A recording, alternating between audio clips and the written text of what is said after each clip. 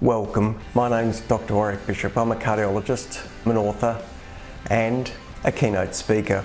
I'm CEO of the Healthy Heart Network. I'm all about trying to help people live as well as possible for as long as possible. Heart disease is huge in Australia. Every 20 minutes someone suffers a heart attack. Most of these could probably have been avoided if only we knew what to do. This podcast is all about helping you understand blood pressure, weight, cholesterol for better health. If you enjoy this podcast, I would be honoured for a 5-star review. You can share it with your family and friends. It may well save someone you love. Hi, my name's Dr. Warrick Bishop and welcome to my podcast and videocast station. Today I have all the way from the United States, Professor Alan Rozanski, who's Professor of Medicine at Mount Sinai Hospital in New York. Alan, thanks so much for joining me. Thank you for having me. As we were talking before, your CV, your credentials are enormous, so I'm not going to reel them all off, but just so that the listeners have some idea of really what your depth of experience, your credibility, your experience is, in a nutshell, what's your career? What's your bio? Oh, sure. Well, I've held many different positions over the years. I've been involved in cardiac imaging from the start. Nuclear cardiology, which is imaging the heart during stress testing, has been a big part of my staple. At a certain point, I was director of cardiac rehab at Sinai Medical Center, and I've held many administrative positions and many teaching positions over the years. So I've been involved in teaching, administration, and cardiac imaging for a few decades, to say. Well, no question, you're one of the most credentialed people I've had the chance to share with on my podcast, so I do appreciate that. Look, looking through your works, I noticed that you've really started to pivot towards prevention and a real desire to try and keep people as well as possible for as long as possible. I have to say I completely resonate with that. One of the things that I saw linked to your efforts and your works were the 6 domains of health. Maybe you could explain that to me and those listening, if you wouldn't mind. Sure. I'll try to briefly explain something that I've studied for about 4 decades. Of course. It all started when I was about 1985. We started to see this data coming out in terms of people having what we call ischemia, which is a lack of blood supply, while they were wearing these ambulatory ECG monitors during daily life activity. And this was a shock to us at the time because the way we thought about chest pain is it's just induced when people are physically active. And here it was occurring at low heart rates compared to when we put them on a treadmill. So I became fascinated with this idea and I said, wait, I can use our imaging techniques to study what may be causing this. So we conceived a protocol where we had patients come into the lab and we're looking at the wall motion of the heart while they're doing a series of mental tasks. Now, when someone's, let's say, doing exercise and we do a wall motion study, we're looking to see that the walls, contract more vigorously as people exercise. And if a wall stops moving or slows down moving, we know, there has to be obstruction of the coronary vessel supplying that. So the question was, what happens during mental stress? And the way we usually conceived of this was having people like subtract 7 from a 4-digit number as fast as they could and so forth. But when I consulted with the psychologist, they gave me a battery of tests. They said, you have to use a few. And one of them was just have people speak about the personal stress in their life. So the second patient we did was a 59-year-old man, and he was having typical angina. He has some chest pain with exercise. And he starts talking about the fact that he's about to lose his job. We're imaging his heart while he's doing this. And to my utter shock, about half his heart stopped moving while he's just talking about this, and there's no chest pain. Wow. And then when he stopped talking, this, went away, and we exercised him, the same thing happened. So we ended up reproducing this in about half of the patients who had coronary disease. Does not occur in normal people. And that itself has been reproduced in about 20 or 25 studies since that time. So that was my aha moment. It was like, wow, there's this body-mind relationship I need to study. So I was an imaging cardiologist doing the most technical work in the world. And all of a sudden, I'm thrust into this new world. And one thing led to a next, which led eventually to the 6 domains of health and vitality. So what I came to realize shortly after that was, hey, the body can testify as to what's healthy and unhealthy. Anything that's going to promote longevity, protect your physiology, and decrease the risk of disease, that's healthy. So we know exercise is healthy. Smoking, for example, does the opposite. So we know it's unhealthy. So as I gravitated from studying acute stress to looking at chronic stressors, this was back again still in the 1980s. What attracted me was the idea that at that time we were beginning to look at depression as a risk factor for heart disease. Yeah. Now, today everybody accepts it, but back in the 80s, there was a lot of skepticism about it. But I noted there's physiological studies coming out, and literally, practically all major physiological systems of the body go haywire with depression. And then the data came out later in terms of happiness promoting the opposite.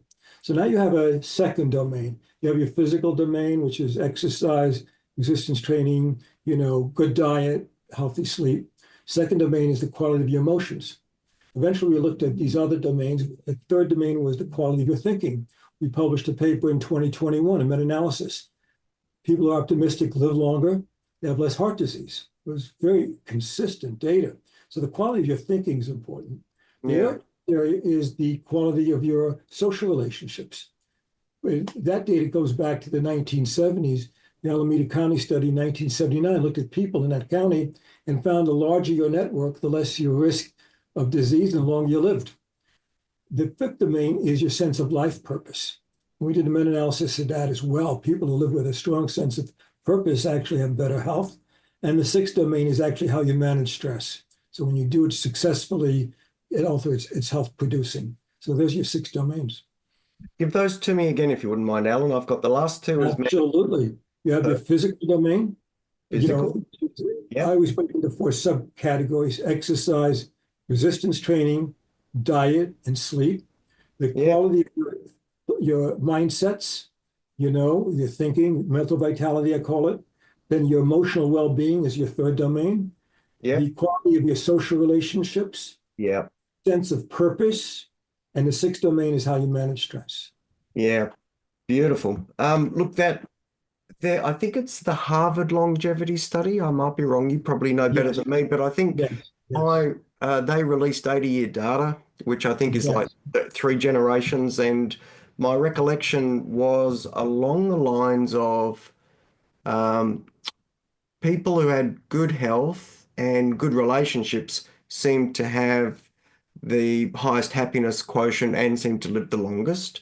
And when they drilled down on good health and relationships, my understanding was that good relationships seem to be a strong correlate for good health. So it really underlined that social connection, that emotional connection, that relationship stability. That really reflects exactly what you're talking about, if I'm correct there. Absolutely correct. That's an amazing and still ongoing study. Yeah. They showed that in their data set that the social relationships, the quality of those relationships over the long term was an incredible predictor of health. Yeah, isn't that extraordinary? Yeah.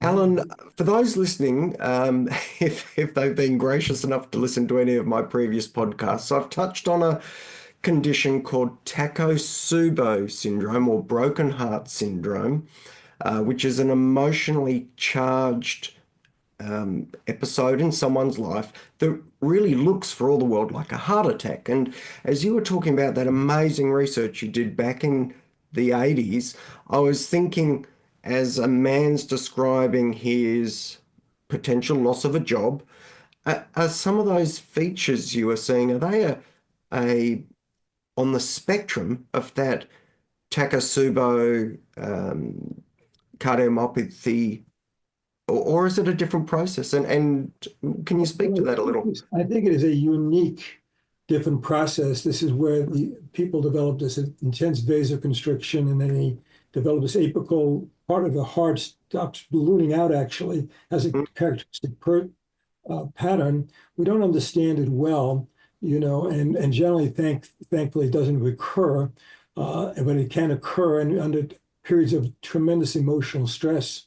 That has been described by many. So, but it's a unique syndrome. But I think that the acute stress that we were looking at here was in people with heart disease, where you developed a degree of vasoconstriction with stress. You had acute increase in blood pressure, increase in demand, on top of significant coronary disease.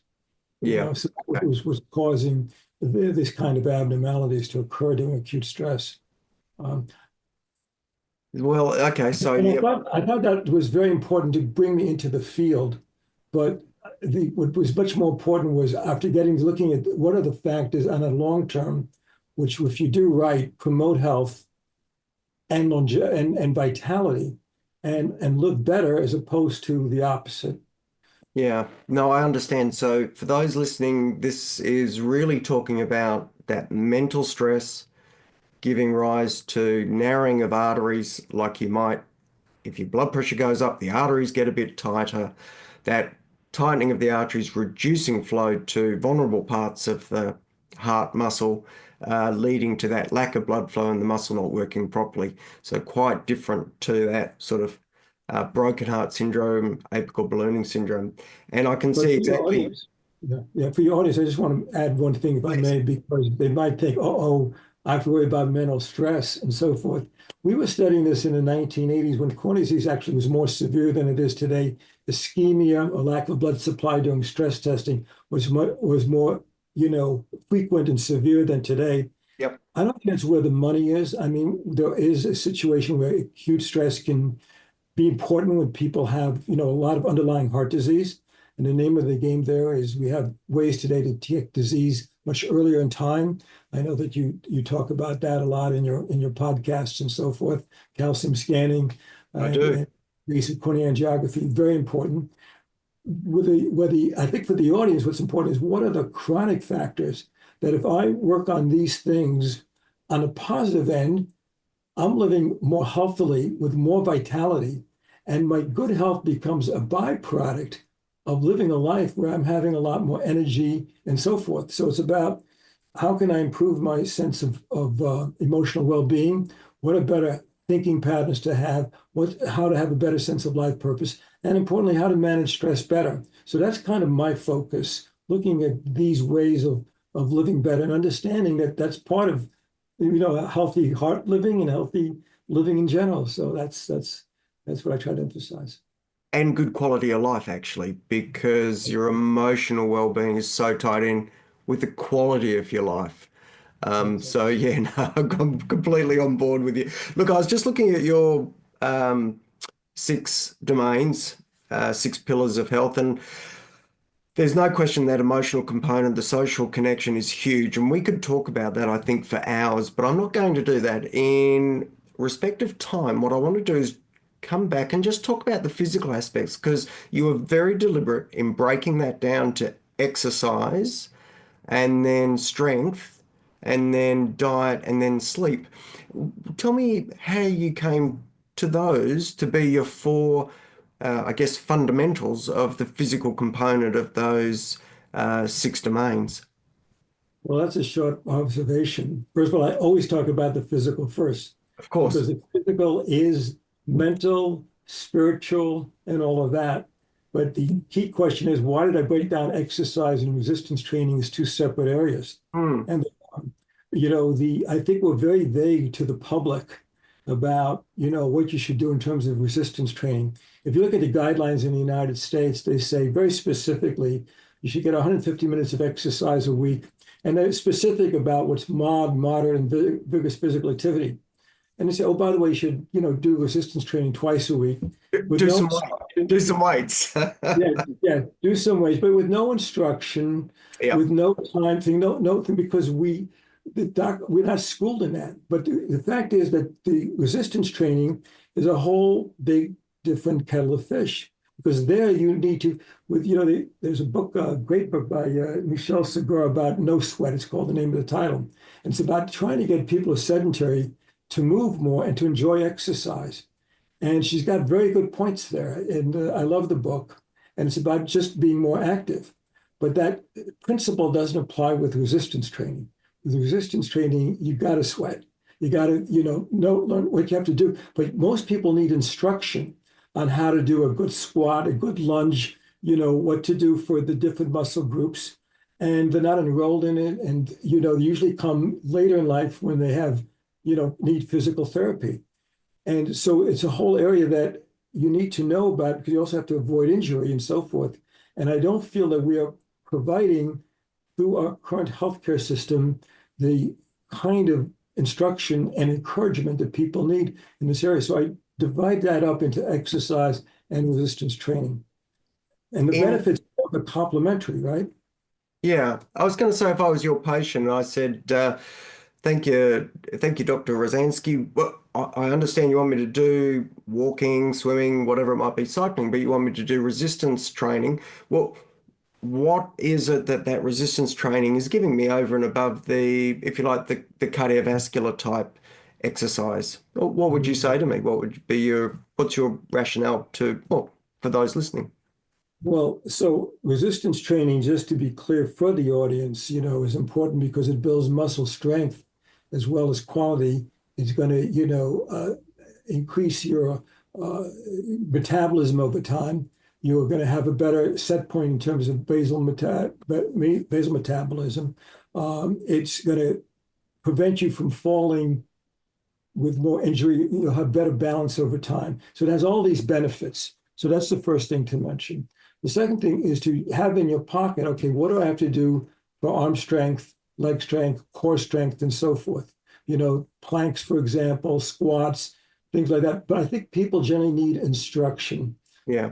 Somebody. I wouldn't just tell them, just do this and so forth. I have a sheet that I give to patients. I have an article that I wrote last year that we could put in perhaps your show notes about the whole area. And it's got this whole big diagram of just simple exercises for people to do.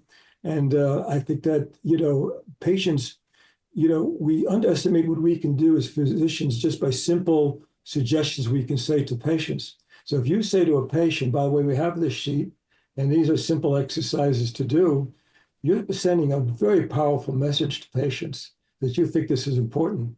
So that's why I separated it out and think it's important.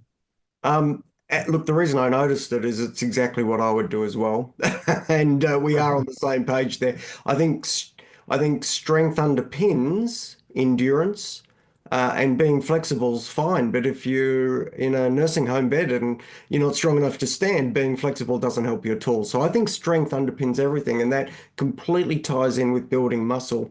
That loss of muscle over time, a word for those listening, is called sarcopenia.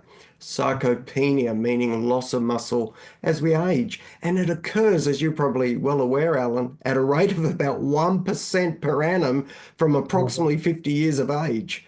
And that's, once you start to get your head around that, Alan, we are completely and utterly on the same page. Don't lose your muscles. They are the only anti-frailty device you have. I'm pretty sure there's a muscle-brain axis. I've never seen good research on that, but people who have stronger muscles seem to have a better emotional state as well. I might be taking a reach there, but exactly as you said, Alan, balance, reduction of falls, functional capacity, metabolic improvement. So for those listening, I'm really glad you spoke to that. I'm glad you made that distinction. Strong muscles is really valuable. Look, a very quick word on sleep as well. I think it's only been in recent time that we've started to understand sleep is such a big player. So what are the say 3 or 5 key sleep hygiene points or sleep points that you raise with your own patients? Sure. Well, I think one that people overlook is regularity of your sleep pattern. When you're going to sleep early one night, late another night, there's actual data just looking at sleep regularity as a predictor of health. So that's very important. I think that, having a room at night that's quiet, which is relatively cool, which is dark, where, you're not doing other activities before you go to sleep, winding down before you go to sleep, in the last hour, and not being on these cell phones, late at night, having a relaxing book, which I remember how my parents, they used to go to sleep with a book in their hand, and we've gotten away from that, right? I mean, we're just addicted to our phones, but, pulling away from that is a good thing to do. So these are like 5 or 6 things you can do, and I think that everyone should try it. Well, look, I completely agree with you. I read a book on sleep. I'm trying to remember the name of the author. Um, but I have to say, and I'll look it up quickly while we're talking, actually. The book, I think, was called Why We Need Sleep, and it was by a fellow um, called Matthew, I can't find it immediately. Anyway, the reason I mention it is I wasn't up with the importance of sleep as you were talking about. Every time I read this book, every time I read a chapter or a few pages, I'd learn something new that blew me away in terms of the importance of sleep, the impact on memory, the impact on clearing proteins out of the brain, reduction of risk of Alzheimer's, the importance of your immune system, and a whole multitude of things that all made perfect sense as you read them. And in fact, the whole book started off with the premise that if sleep weren't important, why would we not have evolved to get rid of it? There isn't an animal on the planet that doesn't sleep. So it's incredibly powerful. We cannot evolve it away because we clearly need it. Alan, it's been really an absolute pleasure sharing with you. For those listening, I really hope you've enjoyed it as well. I'm going to wrap it up, but I get the sense we've got so much to talk about. I would love to have you back on at another time so that we could chat some more. I know you have a expertise on talk about the evolution of heart therapy and treatments. And because of your interest in preventative cardiology, I'd love to have the opportunity to share with you about that as well. So if you'd love to come back, you'd be more than welcome. I would be more than delighted. It'd be my pleasure. For now, though, Alan, again, thank you so much. You can say goodbye to everyone. Thank you. Thank you. Thank you very much. From me, thank you so much, Professor Alan Rozanski. For those listening, as always, I really do appreciate you taking the time to tune in. I know how valuable all our time is. So if you've taken the time to listen to this, I really respect that. As always, I hope we've given you something to think about. I know we have today because it's been a great interview. And till next time, I do hope you live as well as possible, for as long as possible. Take care and bye for now. Join the Healthy Heart Network and become part of our growing community. If you're interested in your heart health and risk of heart attack, then join the Healthy Heart Network for only $5 as a lifetime member. This represents $55 worth of value. We offer and help people understand their present state of heart health, what their current level of risk is, and the positive steps they can take to improve their risk of heart attack in the future. Go to www.healthyheartnetwork.com.au and click the Join the Family button.